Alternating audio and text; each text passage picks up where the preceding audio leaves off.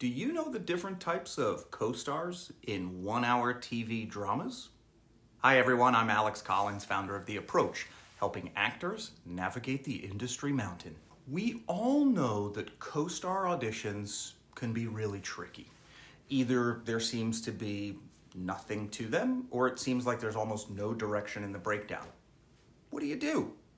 In other cases, it appears as though there's a lot of meat on the bone, and perhaps it should be a guest star. Then there's the note from casting about contrasting takes. How do you decipher it?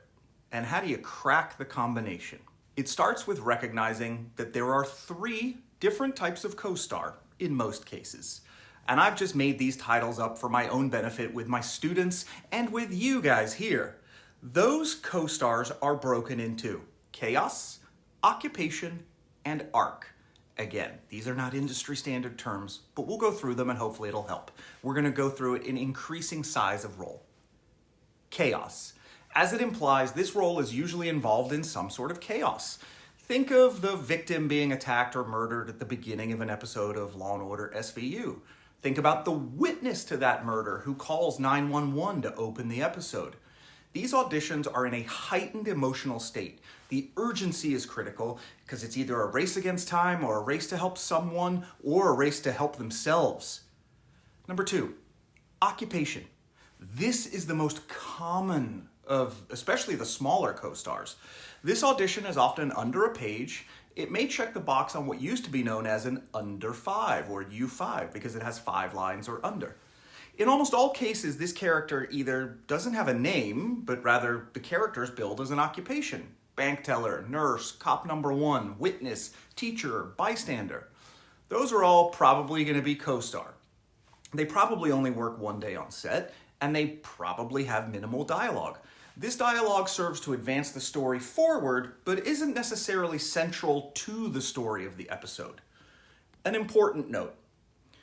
Co-stars versus guest stars are based on budget. The budget for the episode, the budget for the show, the budget for the season. And so you will have larger co-stars that really feel like they should be a guest star. Another note, these smaller occupational co-stars can and do recur. Someone who is cop number 1 on Amazon's Bosch could return.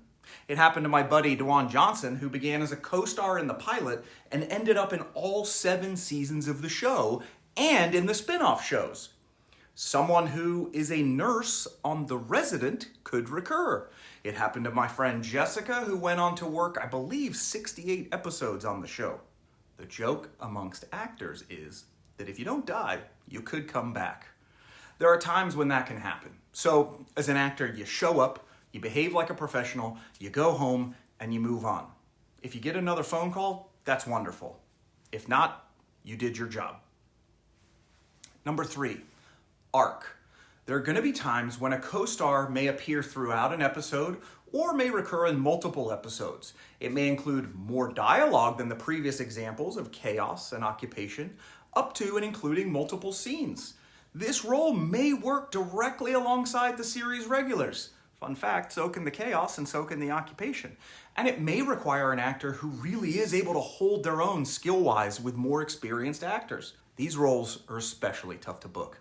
They're even more difficult now that many more experienced actors are saying yes to smaller roles, either to make enough income for insurance or for the potential to recur. So, if this role has an arc, requires a talented actor, and it may have meatier dialogue, why is it a co-star and not a guest star? As I alluded to earlier, a lot of it comes down to budget. Part of it may be the size of the role, yes, and the importance in each episode, yes, but a lot of it's got to do with budget. If you show up in 10 episodes in season 1, but you only have 1 line in each episode, you're probably a co-star, unless your reps can somehow negotiate a guest star billing, maybe get you a 1-day guest star, or negotiate an increase in your rate of pay.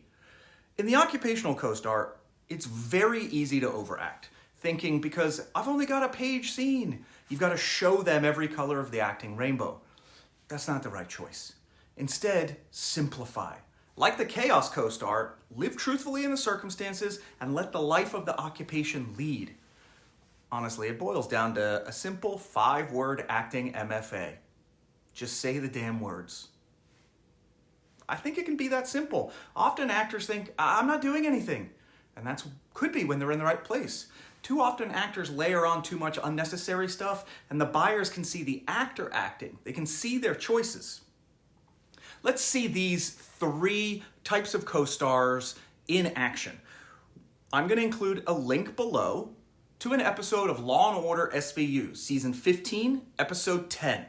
Watch the first 4 minutes through the end of the scene with the mom and dad at the hospital. Fun fact, this episode features Alexandria Daddario in one of her first roles. All right, I'm going to link it below. Come back when you're done watching it. Press pause, click the link, go watch it. So after watching this video and the scene, what do you think? How is this going to help you approach your co-star auditions? Let me know.